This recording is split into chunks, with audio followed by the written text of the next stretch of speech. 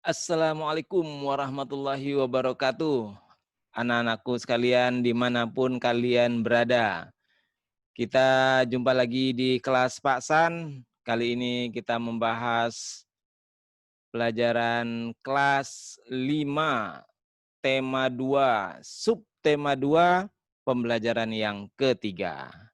Oke, mari kalian yang sudah sekarang berada di kelas 5, tentunya Bapak harapkan kalian punya buku kelas 5.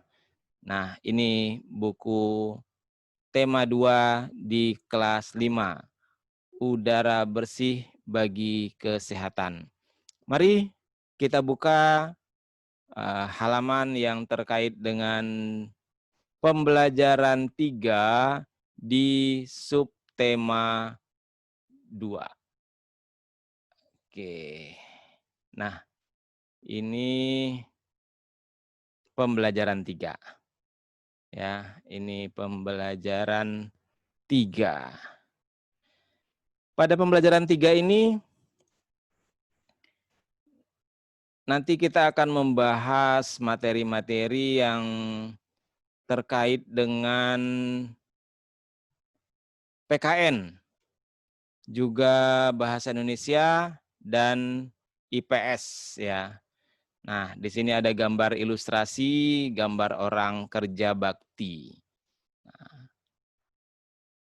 Untuk pelajaran PKN, terkait sekali nih ya, kan nanti kita dalam pelajaran PKN ini akan membahas kembali tentang hak, kewajiban, dan tanggung jawab. Sedangkan untuk bahasa Indonesia, diharapkan kamu nanti mampu mengklasifikasi informasi yang didapat dari buku ke dalam aspek apa, di mana, kapan, siapa, mengapa, dan bagaimana. Sedangkan untuk IPS nanti terkait dengan menganalisis peran ekonomi dalam upaya mensejahterakan kehidupan masyarakat. Oke, kita bahas. Di sini ada gambar ilustrasi orang sedang kerja bakti. Ya, ada ceritanya di bawah. Kalian bisa baca cerita itu. Ini juga untuk melatih kalian membaca pemahaman dan mengingat apa yang kalian baca. Ya, membaca pemahaman. Jadi ketika kita membaca, kita harus paham apa yang kita baca. Kita mengerti apa yang kita baca dan kita mengingat poin-poin penting dari apa yang kita baca. Sehingga ketika nanti ada pertanyaan-pertanyaan terkait bacaan itu, kita bisa menjawabnya dengan baik. Di bawah sini sudah ada ayo menulis, jawablah pertanyaan-pertanyaan berikut berdasarkan bacaan kerja bakti. Ayo kita bahas. Pertama, kapan kerja bakti dilakukan? Nah, ini bisa kalian lihat di paragraf 1 nih. Pada hari Minggu, ya, warga di daerah tempat Edo mengadakan kerja bakti. Kalau kapan yang ditanya berarti waktu. Berarti jawabannya pada hari Minggu, ya. Kemudian di mana kerja bakti dilakukan? Berarti ini terkait tempat, masih di paragraf 1 tadi. Ya, masih di paragraf 1 tadi. Di mana? Di daerah tempat tinggal Edo, ya. Tentunya di situ kerja baktinya dilakukan. Nah, kemudian mengapa kerja bakti dilakukan? Ya, mengapa? Ini masih terkait di paragraf 1 tadi, ya. Ini, lihat sini. Nah, bau busuk dari tumpukan sampah telah mencemari udara di lingkungan tempat tinggal itu, ya. Jadi, kalau misalnya bau busuk sudah mencemari udara seperti ini dan masih tenang-tenang aja, masih cuek-cuek aja, tidak peduli, tidak ada kegiatan bersama untuk menyelesaikan persoalan ini, tentunya tidak baik juga nanti buat lingkungan masyarakat itu. Jadi kerja bakti ini dilakukan karena bau busuk dari tumpukan sampah telah mencemari udara di lingkungan tempat tinggal Edo. kemudian berikutnya, siapa yang mengikuti kerja bakti? Ya, nah, tentunya yang mengikuti kerja bakti adalah warga semuanya, ya. Jadi warga di daerah tempat tinggal Edo. Pertanyaan siapa berarti jawabannya orang. Orangnya adalah warga di daerah tempat tinggal Edo. Mereka yang melakukan kerja bakti. Nah, kemudian apa yang dilakukan warga seminggu sebelum melakukan kerja bakti? Ini juga ada di bacaan, karena ini memang pertanyaan bacaan. Nah, ini sebelum melakukan kerja bakti, nah seminggu sebelumnya warga bermusyawarah. Ya, inilah yang dilakukan warga.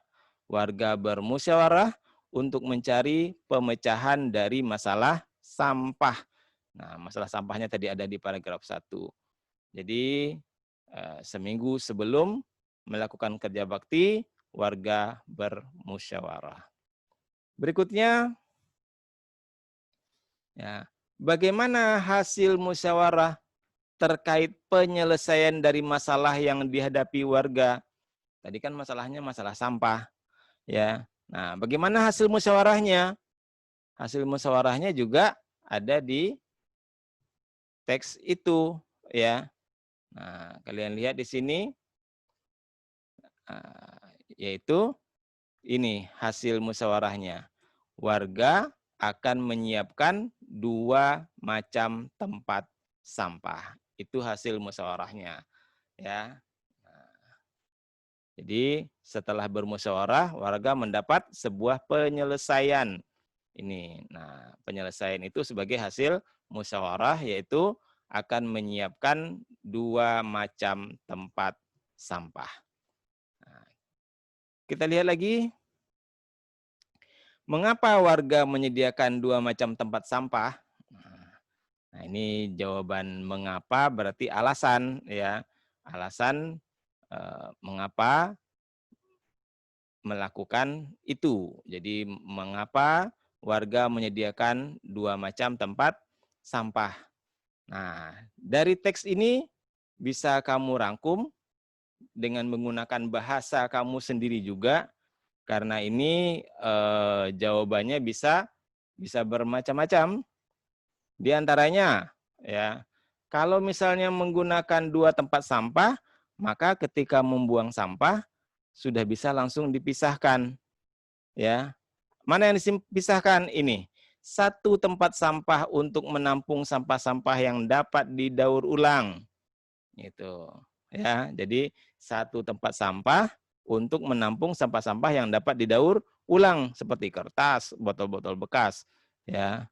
Nah, kemudian 1 tempat sampah lagi digunakan untuk menampung sampah-sampah yang dapat membusuk.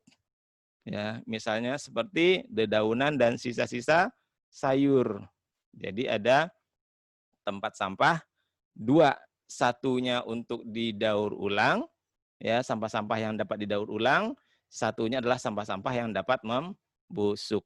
Itu kenapa kemudian menggunakan 2 tempat sampah, sehingga kemudian nanti tidak bersatu dan nanti menjadi berantakan lagi ketika ada misalnya orang-orang yang ingin memanfaatkan sampah-sampah yang bisa didaur ulang, lalu mencarinya dan sampah-sampah menjadi berantakan. Oke, itu 7 pertanyaan yang terkait bacaan. Kemudian di sini ada tugas kalian, ayo berdiskusi. Apa yang harus kalian diskusikan? Ini. Diharapkan kalian bermusyawarah, ya, cara menjaga kebersihan di lingkungan kelasmu. Nah, ini memang tugasnya kalau kalian berada di sekolah, ya. Tapi karena sekarang mungkin lagi pandemi COVID-19, kalian masih berada di rumah untuk sebagian besar yang di zona merah, maka mungkin ini bisa kamu diskusikan dengan orang tua. Apa yang harus didiskusikan? Nah, ini nomor 1-nya. kegiatan-kegiatan yang harus dilakukan dalam menjaga kebersihan kelas. Menurut kamu, apa aja sih kegiatan-kegiatan yang harus dilakukan dalam menjaga kebersihan kelas? Ya. Nah, dicatat itu kegiatan-kegiatannya. Misalnya apakah kelasnya harus disapu, kemudian dipel, ya, kemudian dilap meja kursinya, ya, dan lain sebagainya, ya. Kemudian peralatan kebersihan yang diperlukan. Nah, ini terkait dari kegiatan yang dilakukan. Mungkin kegiatan itu perlu alat-alat tertentu. Kalau kamu mau nyapu tentu perlu pakai sapu, ya. Kalau mau ngepel ada pelan, ada ember, ya. Nah, dan lain sebagainya. Mungkin juga perlu kemoceng, ya. Nah, terus bagaimana pengadaan peralatan kebersihan yang diperlukan itu? Nah, itu harus dimusyawarahkan juga. Oh, bisa dibagi tugas, misalnya siapa bawa ember, siapa bawa sapu, siapa bawa kemoceng, misalnya, siapa bawa pelan dan lain sebagainya. Itu dibagi-bagi. Butuh sapunya berapa? Oh, butuh sapunya 4. Siapa aja ada 4 orang yang bawa. Nah, seperti itu. Ya, itu untuk pengadaan peralatan. Nah, sementara hal keempat yang harus kamu diskusikan adalah cara mengaktifkan regu piket, ya.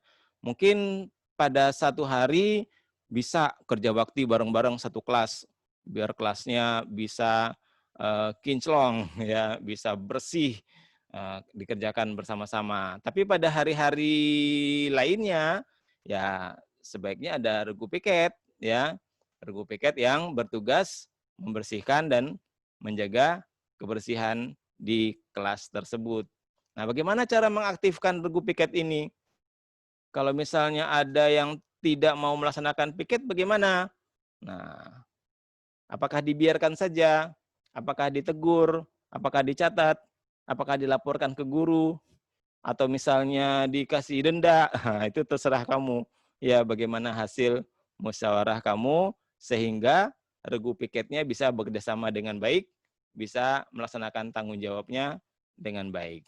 Nah, tuliskan hasil musyawarah kesepakatan siswa dalam satu kelas itu dan jalankan kesepakatan itu, ya.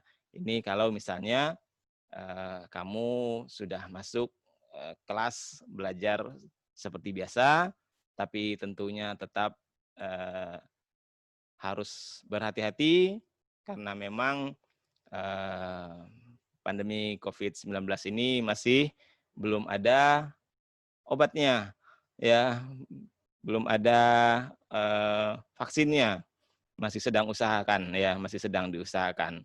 Yang penting adalah pakai masker, jaga jarak, selalu cuci tangan. Kalau nanti memang sudah masuk kelas atau belajar seperti biasa, ya, jaga jarak, jangan bergerombol.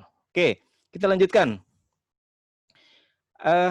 Pada subtema 1, kamu telah mengetahui banyak hal tentang tanggung jawab, ya. Ini enggak kita bahas lagi, ya. Nah, sekarang selain tanggung jawab, ada hal lain yang harus kamu pahami, yaitu mengenai hak dan kewajiban. Nah, pahamilah uraian berikut ini, ya. Apakah perbedaannya, bagaimana perbedaannya antara hak, kewajiban, dan tanggung jawab. Karena kamu sudah membahas tentang tanggung jawab, maka di sini yang jelaskan adalah tentang hak dan kewajiban. Yang pertama mengenai hak, ya, hak sebagai warga masyarakat. Apa sih hak itu? Ya. Nah, misalnya hak warga masyarakat itu apa? Ya. Hak adalah sesuatu yang mutlak menjadi milik seseorang, ya, yang berkedudukan sebagai warga masyarakat itu. Jadi milik dia itu haknya dia, ya, itu hak warga masyarakat. Nah, begitu juga dengan misalnya hak siswa, berarti sesuatu yang mutlak menjadi milik siswa yang harus didapat, ya, diperoleh oleh siswa, ya, yang berkedudukan sebagai siswa. Nah, begitu juga dengan misalnya hak guru, ya. Berarti sesuatu yang mutlak, ya, menjadi milik guru, mendapat sesuatu tentang haknya itu dengan kedudukannya sebagai seorang guru. Itu adalah hak, ya, sesuatu yang menjadi milik kita, kepunyaan kita, dan kita memperolehnya. Nah, apa bentuk-bentuk hak warga masyarakat? Nih diantaranya mendapatkan perlindungan hukum. Jadi kita sebagai warga masyarakat berhak, ya, boleh mendapatkan perlindungan hukum, ya. Kemudian mendapatkan pekerjaan dan penghidupan yang layak. Ya, jadi itu juga adalah haknya warga masyarakat, dapat pekerjaan. Kemudian dari pekerjaan itu dia mendapatkan penghasilan, dan dengan penghasilan itu mungkin akan terwujud penghidupan yang layak.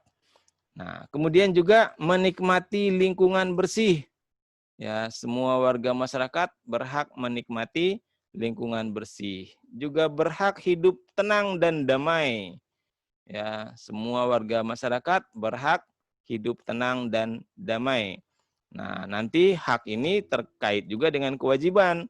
Ya, berarti kita juga punya kewajiban untuk menciptakan suasana yang tenang dan damai. Kemudian warga masyarakat berhak memilih, ya, bebas memilih, memeluk dan menjalankan agama sesuai dengan keyakinannya. Ya, itu adalah hak warga masyarakat. Ya, tidak ada yang boleh merampas hak itu, ya, dengan memaksakan agama atau keyakinan pada orang lain. Karena ini sesuatu yang mutlak, ya, mutlak menjadi milik seseorang sebagai warga masyarakat. Kemudian juga punya hak, ya, untuk berpendapat dan berorganisasi. Jadi dilindungi undang-undang nih. Kalau kita ingin menyampaikan pendapat, ya, ide tentang sesuatu, juga untuk berkelompok, berkumpul, berorganisasi, maka itu memang dibolehkan, dan itu sudah menjadi hak warga masyarakat. Kemudian juga mengembangkan kebudayaan daerah. Jadi kita boleh, kalau kita dari daerah mana, lalu kita kembangkan kebudayaan daerah kita. Oke, itu adalah hak sebagai warga masyarakat.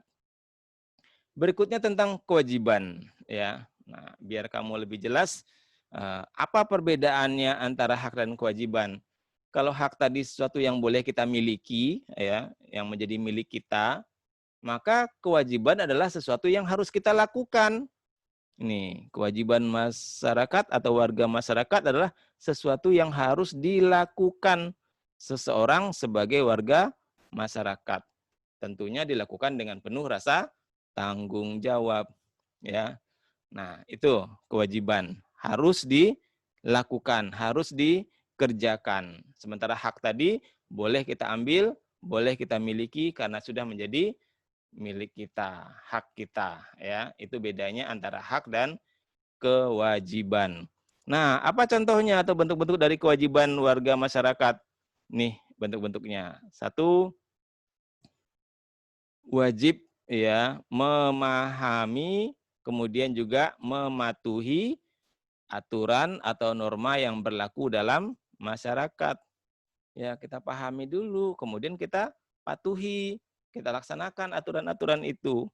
Ya, itu kewajiban kita sebagai warga masyarakat. Kemudian menjaga ketenangan dan ketertiban lingkungan masyarakat. Nah, tadi udah dibahas, ya. Kita berhak mendapatkan suasana yang tenang, berarti kita wajib menjaga ketenangan. Ya. Kemudian mengikuti kegiatan yang ada di lingkungan RT, RW atau desa setempat, itu kewajiban kita. Ada kerja bakti, wajib, ya. Kita mengikuti kegiatan itu, gotong royong, ada undangan musyawarah, ya. Maka kita harus datang dalam kegiatan musyawarah musyawarah tersebut. Nah, apa hak kewajiban kita yang lain? Kewajiban sebagai warga masyarakat yang lain adalah menghormati tetangga. Ya, jadi kita juga wajib menghormati tetangga. Juga wajib membantu tetangga yang terkena musibah. Jadi kalau ada tetangganya yang terkena musibah, butuh bantuan, maka adalah kewajiban kita untuk membantunya. Kemudian menjaga kebersihan lingkungan tempat tinggal. Ya, kita punya hak dengan lingkungan yang bersih, menikmati lingkungan yang bersih. Ya, tapi mungkin di antara hak-hak itu kita juga punya kewajiban untuk menjaga kebersihan lingkungan. Jangan pinginnya bersih tapi buang sampahnya sembarangan. Ya, berantakan, acak-acakan, bau, sampah banyak, lalu marah-marah, menuntut haknya, lingkungan yang bersih, nggak bisa begitu. Jadi hak dan kewajiban harus dijalankan dengan penuh tanggung jawab. Nah, berikutnya ada tugas diskusi buat kamu, ya. Diskusikan hak, kewajiban, dan tanggung jawab kalian sebagai anggota keluarga. Ya, nah sebagai anggota keluarga ini nanti kerjasama dengan orang tua. Ya, nanti ada kerjasama dengan orang tua. Apa hak kamu di rumah, apa kewajiban kamu di rumah, apa tanggung jawab kamu di rumah, juga hak kewajiban tanggung jawab orang tua kamu, ayah kamu, ibu kamu, bahkan mungkin juga adik atau kakak kamu. Ya, nah kemudian juga diskusikan bagaimana hak, kewajiban, dan tanggung jawab kalian sebagai warga kelas. Jadi ini kalau di kelas, ya. Kalau di sini anggota keluarga berarti di rumah. Ya, ini kalau di kelas. Bagaimana hak, kewajiban, dan tanggung jawab kamu di kelas? Ya, apa haknya? Haknya mendapat pembelajaran di kelas, misalnya. Ya, kewajibannya apa? Kewajibannya misalnya menjaga kebersihan kelas. Ya, nah seperti itu. Ya. Kemudian sebagai warga sekolah, berarti lebih luas lagi. Ya, kalau tadi misalnya kelas hanya lingkungan satu ruangan itu saja, kalau sekolah berarti satu komplek sekolah kamu. Jadi nanti di situ juga kewajiban kamu di luar kelas ya sebagai warga sekolah, tentunya sebagai murid. Nah, kemudian kewajiban, hak, dan tanggung jawab sebagai warga desa. Ini yang lebih luas lagi ya. Kalau misalnya kamu tinggalnya di kota ya mungkin kelurahan atau kompleks tempat tinggal kamu. Ya. Nah, tulis hasil diskusi kamu dalam buku tulis. Nanti pada satu waktu kamu bisa analisa diri kamu. Ya, apakah saya sudah melaksanakan kewajiban saya dengan baik? Nah, seperti itu. Oke, itulah yang harus kamu diskusikan dan ini terkait pelajaran PKN. Kita lanjut ya, berikutnya nih terkait pelajaran IPS yaitu jenis usaha ekonomi. Oke. Usaha ekonomi ya, itu bisa kita lihat dari dua hal. Pertama bahwa usaha itu bisa dikelola sendiri dan usaha itu juga bisa dikelola secara berkelompok. Oke. Nah, ini contohnya jenis usaha ekonomi yang dikelola sendiri. Ya. Biasanya kalau ekonomi itu dikelola sendiri pasti perorangan, ya namanya juga sendiri ya. Jadi itu adalah usaha perorangan. Kemudian biasanya juga modalnya terbatas, ya karena satu orang ya, nah mungkin tidak bisa banyak ya, dan juga mengelolanya secara sederhana atau dikelola secara sederhana. Itu ciri ekonomi, usaha ekonomi yang dikelola sendiri, ya. Jadi modalnya terbatas, dikelola secara sederhana dan bersifat usaha perorangan. Oke. Oke, maaf. Batuk. Kita lanjutkan. Nah, contoh usaha ekonomi perorangan itu apa? Nih, contohnya ada usaha pertanian, Ya, usaha pertanian yang perorangan, tapi juga ada yang skala besar sih sebenarnya. Tapi yang perorangan itu lebih banyak di negara kita ya. Hanya lahan terbatas, misalnya tanahnya cuma beberapa ratus meter gitu, atau beberapa hektar. Nah, sifatnya persawahan atau tegalan gitu. Oke. Terus ada usaha perdagangan. Ya, usaha perdagangan yang perorangan biasanya skalanya kecil. Ya, seperti pedagang asongan itu perorangan, atau pedagang keliling ya, pedagang kaki lima, atau yang di warung-warung, di pasar, toko kelontong. Nah, itu contohnya usaha perdagangan yang dikelola secara perorangan. Ada juga usaha jasa. Ya, usaha jasa. Usaha jasa tentunya juga yang dikelola secara perorangan yang tadi modalnya terbatas. Contohnya apa? Fotokopi, ya, bengkel, potong rambut, ya, atau jualan pulsa misalnya ya, warung tadi, ya itu jasa. Ya. Nah, kemudian juga ada industri kecil, ya, industri kecil yang perorangan, ya, industri rumahan atau industri rumah tangga. Misalnya apa? Kerajinan tangan, ya, pembuatan keramik, ya. Tapi juga keramik ada yang industri besar ya, tapi ini yang industri rumahan, souvenir, tembikar, ya. Kemudian anyaman atau bisa juga mebel, ya. Nah, itu contoh industri kecil yang dikelola secara perorangan. Nah, tadi ada dua usaha ekonomi ya. Jadi selain dikelola perorangan, juga ada usaha ekonomi yang dikelola kelompok. Nah, apa contohnya? Ini contohnya. Pertama, firma ya. Nah, ya. Nah, firma ini usaha ekonomi yang didirikan sekurang-kurangnya oleh dua sekutu. Dua sekutu itu maksudnya dua orang. Ya, mereka biasanya saling kenal satu sama lain. Ya, kemudian mereka melakukan sesuatu atas nama firma yang mereka bentuk tersebut. Biasanya firma ini bergeraknya di bidang layanan konsultasi hukum atau keuangan. Ya, nah itu beberapa orang membentuk firma. Nah, kemudian mereka bersama-sama bekerja, ya, bertindak ya atas nama firma tersebut dan bertanggung jawab secara penuh atas risiko dan kerugian firma. Lalu apa bedanya dengan persekutuan komanditer? Nah, kalau persekutuan komanditer ya ada penyetoran modal di situ ya. Ada penyetoran modal. Jadi mereka bekerja sama tapi mereka nyetor modal. Oh, misalnya ini sekian juta, ini sekian juta.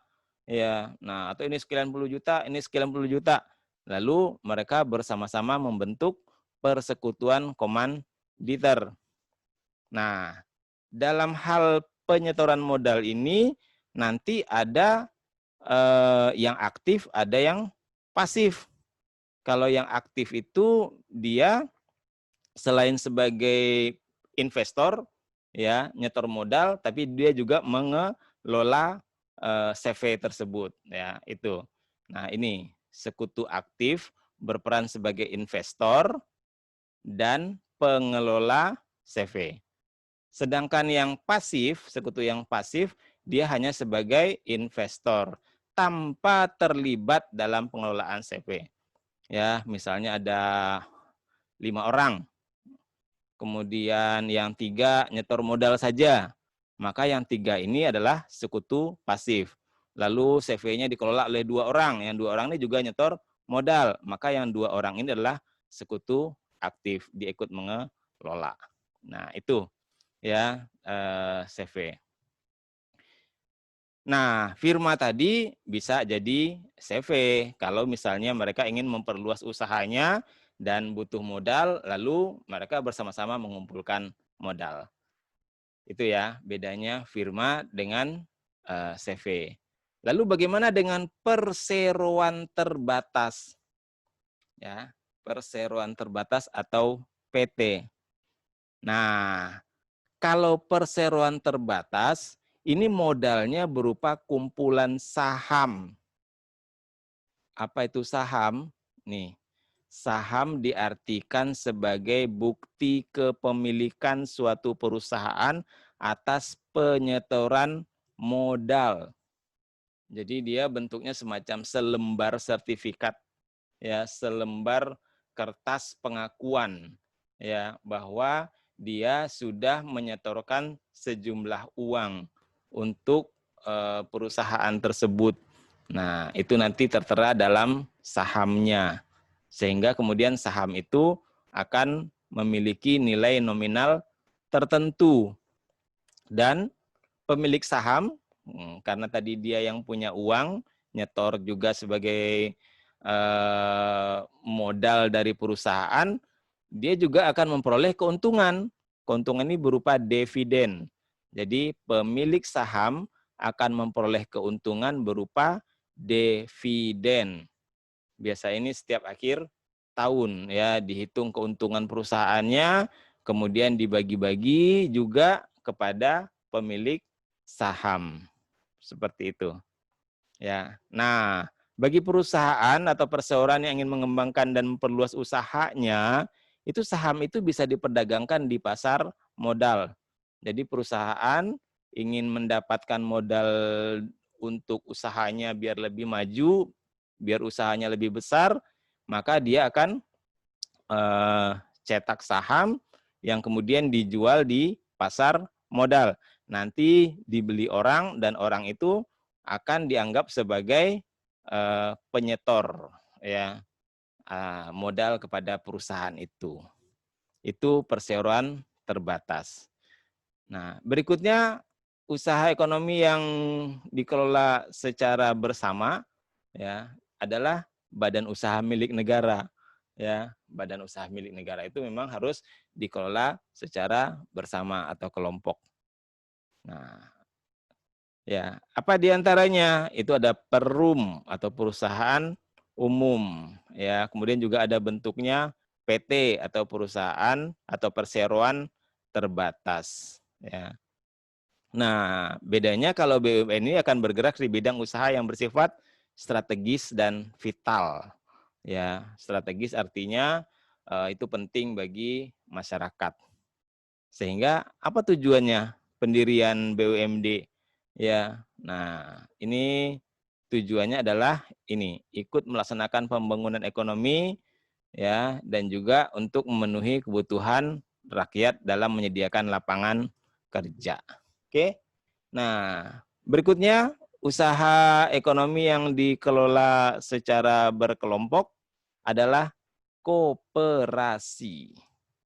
Ya, koperasi juga usaha yang dikelola secara berkelompok atau bersama, ya, dikelola oleh kelompok. Nah, koperasi ini tujuannya adalah untuk menyejahterakan anggotanya, ya. Jadi koperasi bertujuan mensejahterakan anggota. Nah, di sini ada macam-macam koperasi. Ya, tapi sebelumnya ada di sini nih pertama kali koperasi ini, ya, dikembangkan oleh Dr. Andes Muhammad Hatta. Ini wakil presiden kita yang pertama, ya.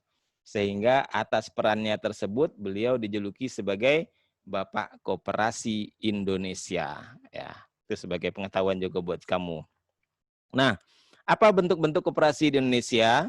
Ya, ini bentuk-bentuk koperasi di Indonesia sebagai berikut. Pertama ada namanya koperasi konsumsi. Nah, koperasi konsumsi itu usaha bersama menyediakan berbagai barang konsumsi untuk memenuhi kebutuhan sehari-hari anggotanya. Misalnya seperti beras, gula, minyak, ya, sabun, atau peralatan rumah tangga. Jadi tujuannya adalah untuk memenuhi kebutuhan konsumsi sehari-hari bagi anggota. Nah, kemudian yang kedua ada namanya koperasi simpan pinjam. Ya. Nah, koperasi ini melayani usaha bersama menyediakan simpanan dan pinjaman. Jadi kalau ada yang mau nyimpan, silakan di koperasinya. Kalau ada yang mau minjam, silakan juga di koperasi tersebut. Karena ada simpanan uang di situ, dan simpanan uang itu kemudian dipinjamkan lagi kepada anggota. Ya. Nah, berikutnya adalah koperasi produksi. Ya, ingat ya, kamu bisa bedain ya. Jadi konsumsi di sini, produksi di sini ya. Kalau produksi, usaha bersama ini menyediakan bahan baku produksi dan menyalurkan hasil produksi anggotanya. Misalnya koperasi pengusaha batik ya, koperasi pengusaha batik. Bisa koperasi produksi. Jadi koperasi itu menyediakan bahan-bahan yang dibutuhkan untuk membuat batik. Kain mori misalnya, atau malam lilin ya, kemudian pewarna dan lain sebagainya. Nah, itu disediakan oleh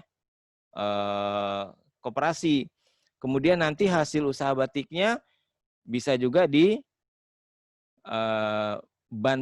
kepada koperasi itu untuk menjualnya ya, atau untuk menyalurkannya kepada konsumen. Jadi menyalurkan hasil produksi anggotanya juga. Itu koperasi produksi. Nah, juga ada koperasi jasa. Ya, jadi kamu bisa bedain ya. Kalau jasa di sini berarti layanan. Ya, layanan tertentu kepada anggotanya.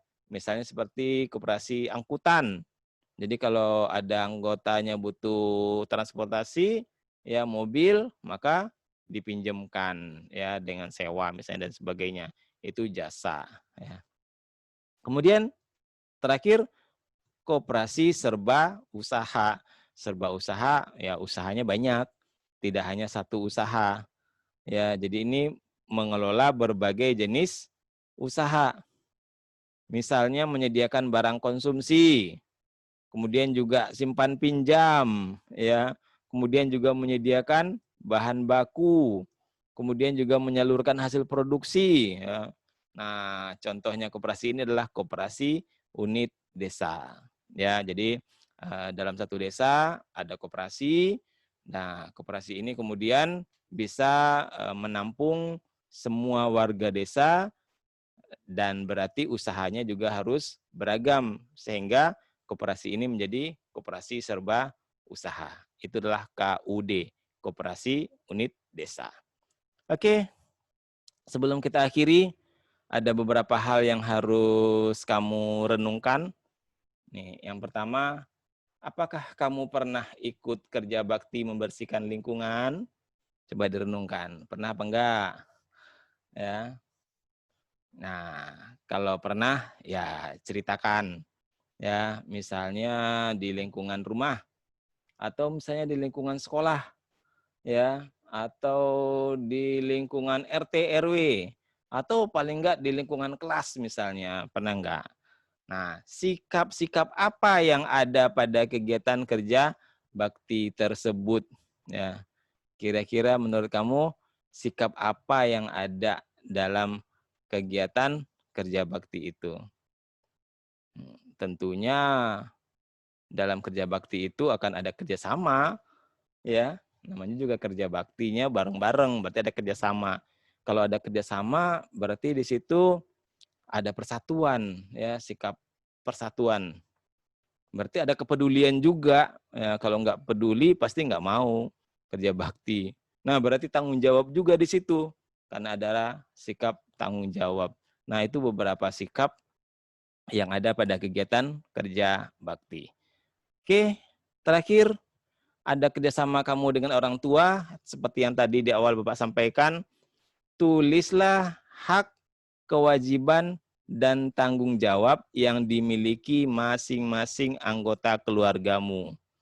Ya, jadi ini kerjasama dengan orang tua, ya, nanya sama orang tuanya, sama ayah, ibu, ya. Nah, ayah haknya apa? Tulis di sini. Kewajibannya ayah apa? Tulis di sini. Tanggung jawabnya ayah apa? Tulis di sini. Kemudian ibu, ya, haknya ibu, Nah, tulis di sini kewajiban ibu, tulis di sini tanggung jawab ibu, tulis di sini. Begitu juga dengan haknya kakak, ya, kemudian haknya adik. Nah, tanggung jawabnya kakak, tanggung jawabnya adik, ya. Di sini kewajiban ya, kewajiban kakak, kewajiban adik, dan juga tanggung jawab kakak, tanggung jawab adik. Nah, selain kegiatan ini bisa mempererat hubungan kamu dengan orang tua, tentunya juga kamu bisa lebih mengenal hak dan kewajiban dari masing-masing anggota keluarga. Nah, kalau sudah tahu hak, kewajiban, dan tanggung jawabnya, bisa nanti saling mengingatkan. Dan kamu tentunya juga kalau sudah tahu haknya, sudah tahu kewajibannya, sudah tahu tanggung jawabnya, bisa melakukan kewajiban dan tanggung jawab itu dengan lebih baik. Oke, Bapak kira itu ya yang bisa Bapak sampaikan pada video kali ini. Semoga ada manfaatnya bagi kamu yang belajar di rumah ya. Kalau misalnya bukunya bisa dibaca dengan baik dan kamu paham, itu alhamdulillah. Tapi mudah-mudahan juga selain kamu baca, kamu saksikan video ini dan kamu bisa menjadi lebih paham lagi. Itu harapan Bapak ya. Semoga ada manfaatnya dan kalian tetap semangat belajar di rumah. Oke? Assalamualaikum warahmatullahi wabarakatuh.